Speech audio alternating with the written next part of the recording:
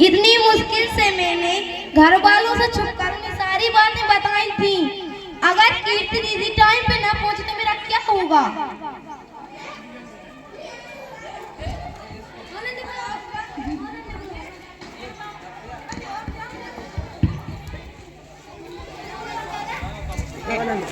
जो एक टन सो रहा होगा।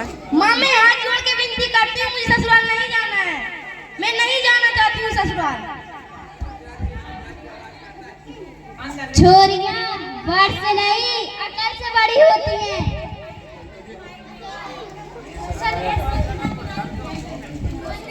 माइक की वो कहानी पहुंच रही, दूसरों नहीं है माइक वहीं तक पहुंच जाए। वो है वो आओ।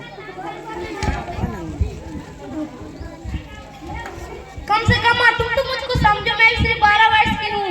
छोरियां वर्ष से नहीं अकल से बड़ी होती हैं। थारे बाबा मुझे इसी उम्र में यहाँ लाए थे। सुनिए जी, अब तू थारे मर्द को सिखाएगी कि घर कैसे चलेगा, और तू अपनी आवाज अपने माँ के पल्लू की तरह नीची करके रह। ससुराल जाने के लिए तैयार हो जा। खम्बा गाड़ी सा आइए पधारिए। राम सिंह, सारी रस्में हो चुकी हैं, अब हम तुम्हारी चोरी को लेने आए हैं। अपनी बेटी की विदाई के लिए तैयार हो जाओ। माँ मैं नहीं जाना चाहती हूँ ससुराल, मैं नहीं जाना चाहती हूँ। राम सिंह, तुम्हारी बेटी ये क्या कह रही है? आप चिंता न कीजिए, मैं नादान है, अभी आपके साथ विदा करता हूँ। नहीं नहीं, मुझे नहीं जाना है ससुराल, नहीं जाना है मुझे। रुको,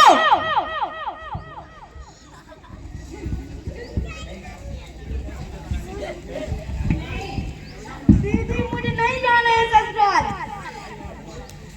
तुम घबराओ मत, तुम्हें यहाँ से कोई नहीं ले जाएगा। आप ये गौना नहीं करवा सकते। गुड़िया अभी बालिग नहीं हुई है, वह सिर्फ 12 वर्ष की है।